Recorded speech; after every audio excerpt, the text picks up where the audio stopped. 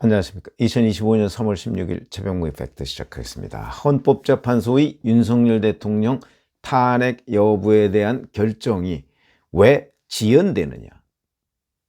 이 이유를 분석하는데 사실 많은 언론 매체들이 지금 달려들어 있죠. 그런데도 그 결정적인 이유를 판단 내지는 그 취재를 통해서 팩트로 확인하는 곳은 아직 없습니다. 그 이유는 헌법재판소가 그만큼 이제 보안 유지를 철저히 하고 있다는 얘기도 되지만, 헌법재판소 재판관들 스스로도 사실은 이래야 될 것인가 저래야 될 것인가, 특히 그중에 문영배 헌법재판소장 직무대행이 어떤 결정을 할 것인가 사실 본인도 헷갈리고 있는 것 아니냐. 이런 그 여러 가지의 정황들이 헌법재판소가 아니고 민주당 언저리에서 나오고 있다. 제가 민주당 언저리에서 나올 가능성이 더 높다고 말씀을 드린 적이 있었죠. 왜 그러냐면 문영배 이재명 커넥션, 그 중간에 누가 있든지 간에 직접적으로 소통을 하지는 않겠죠. 그러나 중간에 누구를 통해서 소통을 할 가능성, 저는 대단히 높다고 보거든요. 증거는 없지만 그건 단순한 음모론 차원을 훨씬 뛰어넘는 얘기입니다. 왜? 지금까지 문영배 소장이 이끄는 헌법재판소의 여러 가지 불공정, 이것이 결국은 이재명 대표의 이익에 부합했기 때문에 그게 단순하게 오비락이 아니다. 이렇게 판단할 수 있는 게 합리적인 관측이죠. 그런 합리성의 관점에서 이제 얘기를 하고 있는 거고요. 그러다 보니까 헌법재판소 문영배 헌재소장 직무대행이 계속해서 윤석열 대통령 탄핵 여부에 대한 결정 시기를 미루는 듯한, 왜냐하면 지금까지는 노무현 박근혜 대통령 탄핵 선고를 참고로 해서 계속 이런저런 일정을 잡아왔고, 그걸 핑계로 우리가 불공정하지 않다 이래왔거든요. 그런데 갑자기 이제 이른바 선고일이 다가오니까 그 핑계도 안 대면서 계속 안 끝났다는 둥 이러고 있습니다. 헌법재판관을 했던 법조인들 견해에 따르면 지금쯤이면 이미 쟁점 정리는 다 끝났을 것이라고 관측을 하고 있습니다. 자기네들도 해봤기 때문에. 거기다가 윤석열 대통령과 관련한 탄핵 심판의 쟁점이라는 게 뻔한 거 아닙니까? 더군다나 내란죄도 철회했는데. 이런 상황이니까 지금 헌재의 답변 논리가 궁핍하다, 이런 얘기가 되는 거고, 그러다 보니까 이재명 대표의 지지층, 이른바 친민주당 계열 지지층들도 초조한 나머지 어제 집회에 많이 나간 것 아니냐. 제가 그런 분석을 이제 해드린 적이 있었죠. 자, 그런데 이제 여기에 그러면 뭐 때문에 이렇게 늦어지느냐는 것 중에 또 하나의 변수가 있다. 이런 얘기들이 이제 나오고 있습니다. 이것도 헌재 언저리의 법조인들 사이에서 나오는 얘기입니다. 거기에도 법조인들이기 때문에 이런저런 친소 관계가 있겠죠. 아무리 보안을 유지한다고 할지라도 거기에 이런저런 동기도 있을 수 있고, 같이 근무했던 사람도 가족, 스승, 제자, 다 있을 수 있는 거 아닙니까?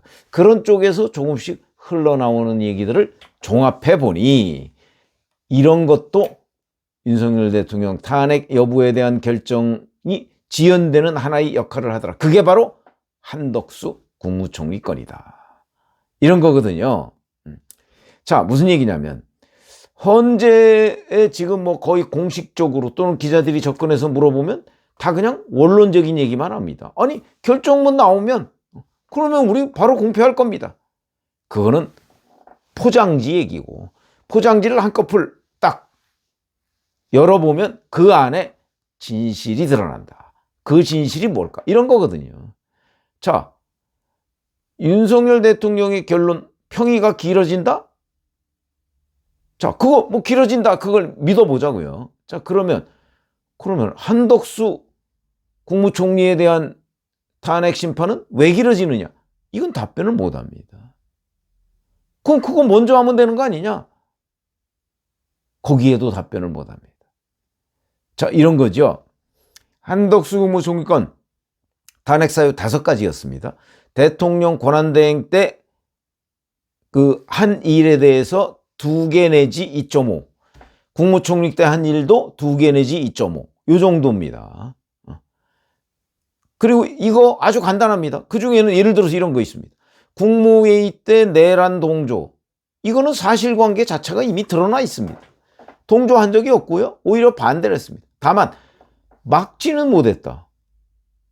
아니, 역부족으로 막지 못한 게 위법행위가 될 수는 없는 거죠. 그러니까 이거는 뭐 그냥 버려도 되는 뭐 이런 것들이 대부분입니다. 그러다 보니까 쟁점이 아주 간단하고, 그러니까 사실은 변론 한 번에 그냥 끝나버린 거 아닙니까? 변론을 여러 번 할 필요도 없는. 근데 그 변론이 2월 19일에 끝났습니다. 한 번으로 끝났습니다. 그리고 나서 지금 얼마나 됐습니까? 거의 지금까지 3주 정도가 지났습니다. 19일에서 3주. 보통 2주 정도 지나면 할 수 있는 거. 한덕수 국무총리 경우에는 뭐 복귀가 확정적 아닙니까? 그러면 뭐 의미가 없는 얘기가 되는 거죠. 그럼 여기까지 미뤄야 할 이유조차 없었는데 지금 계속 미루고 있다. 그러니까 윤석열 대통령 건하고 같이 하겠다? 그건 말이 안 되는 거죠. 훨씬 더 먼저 한 데다 쟁점도 간단한데. 그러니까 먼저 하는 게 어떠냐? 이렇게 돼 있는 겁니다. 더군다나 한덕수 국무총리 건은 정족수 문제가 있습니다. 정의와 국회의장 시절에 입법정책처가 얘기한 거에 보면 대통령 권한대행은 정족수가 200명. 그 다음에 헌법재판소의 그 헌법재판연구원인가 뭐 하는 데에서 발간한 해설서에 봐도 200명. 그런데 오로지 우원식 국회의장 시절의 입법정책처가 얘기한 거는 151명. 그럼 누구 말이 맞는 걸로 보십니까? 당연하죠. 대통령 권한대행은 대통령의 권한을 대행하기 때문에 대통령 권한대행 때의 일로 탄핵하려면 대통령이 준해야 되는 것이고, 그렇지 않고 국무총리 때의 일로 탄핵하려면 뭐 국무총리 기준으로 탄핵 정족수를 맞추면 된다. 이게 그 헌법재판소 해설서를 쓴 그 필자의 견해입니다. 뭐 그러면 뭐 각하죠, 이거는. 변론을 열 필요도 없었던 각하 사유입니다. 그런데도 이렇게 끌고 있다. 여기서부터 이제 그러면 정략적인 지연 아니냐. 이런 얘기 충분히 할 수 있는 대목이다. 더군다나 트럼프 미국 대통령 취임 이후에 통상 전문가인데다가 주미대사까지 한 한덕수 국무총리가 복귀할 경우 우리 국가의 이익을 위해서도 이게 시급한 과제가 된다. 그런데 헌법재판소가 그걸 막고 있다. 이런 얘기가 되는 겁니다. 그러니까 한덕수 복귀권을 먼저 해야 된다. 어차피 복귀인데 이건. 한덕수 국무총리가 탄핵될 거라고 얘기하는 법조인 아무도 없습니다. 민주당 언저리에 있는 법조인들 외에는 국민의힘 말할 것도 없고 중립적인 법조인들도 이건 각하 사유다 이렇게 얘기를 합니다. 그렇기 때문에 이거는 누가 봐도 어떤 기준을 들이대도 미룰 이유가 없다. 근데 헌재에서 또 주변 언저리에서 이런 얘기 나옵니다. 윤 대통령과 한덕수 총리 이 탄핵 심판을 같은 날 선고한다, 또 이런 얘기가 나오고 있거든요. 근데 여기에 대해서 일부 재판관들이 그러면 안 된다, 이렇게 이의를 제기하고 있다는 거 아닙니까? 아마도 추정컨대 정영식, 김복형, 조한창 이 법률 원칙주의자들, 이런 사람들이 제동을 걸고 있는 것이 아닌가. 그러니까 결국 같이 하려고 하는, 또는 한덕수 국무총리 거를 뭐 하루나 뭐 이틀 정도 먼저 하고 윤석열 대통령 이렇게 해서 한덕수 총리 거는 계속 미루고 있는 데 대해서 다른 쪽에서 제동을 걸고 있다, 이런 얘기들이 지금 흘러나오고 있거든요. 이거는 제동을 건다는 쪽의 논리가 100번 옳은 것으로 보입니다. 이 논리는 지금까지 헌재가 윤석열 대통령의 탄핵 심판을 최우선으로 하겠다 이렇게 공언하지 않았습니까? 근데 그 공언한 거와도 맞지 않고, 선입선출, 먼저 들어온 거 먼저 결론 낸다, 이거하고도 맞지 않고, 변론 딱 한 번에 종결되고 윤석열 대통령이 2월 25일에 종결됐죠. 이거하고도 맞지 않고, 더군다나 이창수 서울중앙지검장 등 검사 3명에 대한 변론은 2월 24일에 종결이 됐습니다. 한덕수 총리 건이 닷새 먼저 종결이 됐습니다. 그런데 그거는 3월 13일에 했죠. 한덕수 총리 건은 지금까지 미루고 있다. 이것도 앞뒤가 안 맞고 뒤죽박죽. 자, 이렇게 되니까 이제 이런 얘기까지 나오고 있는 거죠. 한덕수 국무총리를 복귀시켜서 이제 대통령 권한대행으로 하면 지금 최상목 대통령 권한대행이 이제 경제부총리로 갈 수밖에 없을 것이고, 자, 그렇게 되면 최상목 대통령 권한대행이 자기가 취임하자마자 했던 정계선, 조한창 헌재재판관 임명이 혹시 무효로 될 것이라는 그 어떤 이견, 이런 것들이 이제 좀 겁이 난다. 그렇기 때문에 늦추자, 이런 얘기도 헌재 주변에서 흘러나오고 있습니다. 이거야말로 정략적인 얘기죠.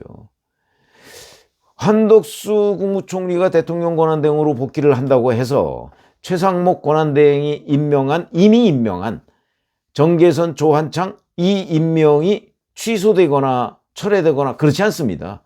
행정권은 그렇지 않습니다. 공정력이라는 게 있기 때문에 이미 한 일은 취소되지 않습니다. 그렇기 때문에 걱정할 필요가 없는데 그런 부분까지도 신경을 쓰고 때로는 그걸 핑계로 대고 있다. 말이 안 되는 거죠. 그런 점에서 본다면 지금 그 한덕수 총리 복귀권을 계속 미루고 있는 거야말로 정략의 결정판이다. 어떤 정략이냐? 이재명 민주당의 어떤 오더, 주문, 이걸 문영배 헌재소장 등을 비롯한 우리 법팀이 그대로 수용하고 있는 것 아니냐 하는 의심. 그런데 이런 얘기들이 지금 헌재 언저리에서 흘러나오고 있다. 이걸로도 지금 다투고 있다. 먼저 하자, 동시에 하자, 이 문제, 아니면 각하하자, 이런 문제로 다투고. 그러니까 윤석열 대통령 탄핵 심리가 지연되고 있는 거에 한쪽의 원인 제공도 바로 한덕수 총리권이 하고 있다. 이런 얘기가 되는 거죠. 어떤 경우라도, 어떤 기준을 들이대도 사실은 한덕수 총리의 복귀, 대통령 권한대행으로서의 복귀를 미룰 이유는 없는 겁니다. 근데 지금 헌재 우리 법팀이 그걸 막고 있는 것 아니냐. 이러려면 사실은 이제 법률 원칙주의자들, 뭐 이런 분들이 이제 되게 지금의 여권 추천, 뭐 이런 거 아닙니까? 국민의힘 추천이나 윤석열 대통령 추천, 뭐 이런 사람들인데, 이런 사람들이 좀 더 분발해서 이 원칙을 지키려고 하는 자세, 이걸 가지고 그 안에서 더 치열하게 논쟁을 해줘야 하는 것 아닌가.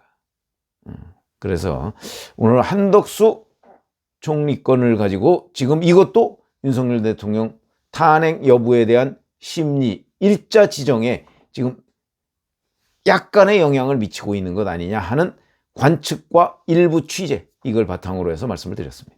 고맙습니다.